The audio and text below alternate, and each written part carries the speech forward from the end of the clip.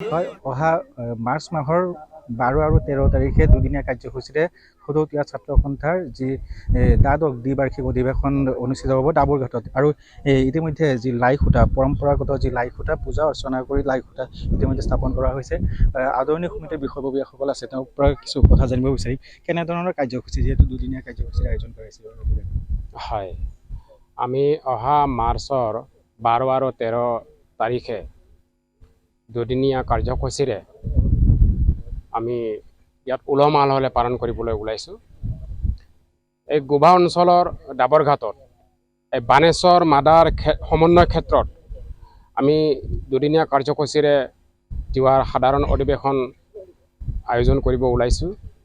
ইয়াত বিভিন্ন জাতীয় সংগঠন লগতে আমাৰ অসম বিধানসভাৰ অধ্যক্ষ মাননীয় শ্ৰীযুত বিশ্বজিৎ দৈমাৰী ছাৰ উপস্থিত থাকিব। আমাৰ এই গোভা অঞ্চলত যথেষ্টখিনি অসুবিধা আছে। এইখিনি বস্তু আমি এই ছাত্ৰ অধিৱেশনৰ জৰিয়তে আমাৰ অভাৱ অভিযোগসমূহ আমি বেকত কৰিবলৈ সুবিধা পাম।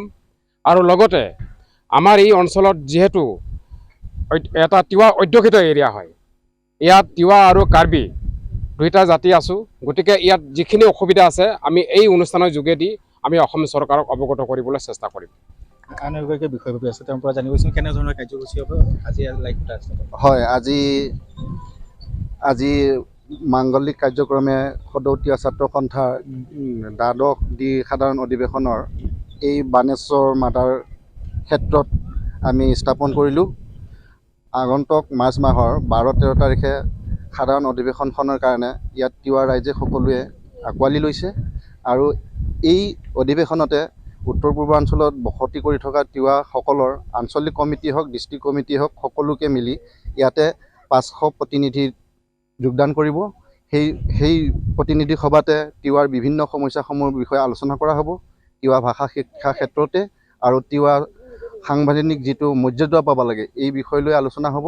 আৰু যিবিলাক তাৰমানে অমীমাংসা সমস্যা আছে তিৱা জাতিৰ, সেই জাতিসমূহৰ এই সাধাৰণ প্ৰতিনিধি সভাতে ব্যক্ত কৰা হ'ব, সেই বিষয়ে আলোচনা কৰা হ'ব।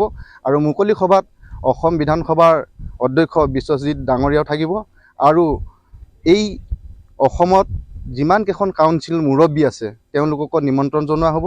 আৰু ছাত্ৰ সংগঠনৰ যিমানসকল নেতা আছে তেওঁলোককো নিমন্ত্ৰণ জনোৱা হ'ব। তেনেকৈ দুদিনীয়া কাৰ্যসূচীৰে আমি দ্বিবাৰ্ষিক অধিৱেশনখন আমি আয়োজন কৰিছোঁ।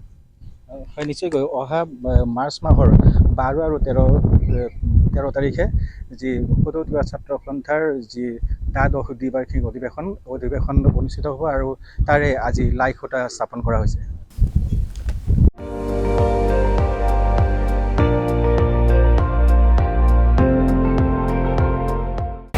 আপুনি চাই আছে ND24, সৰ্বশ্ৰেষ্ঠ নহয়, সৰ্বোত্তমৰ দৌৰ।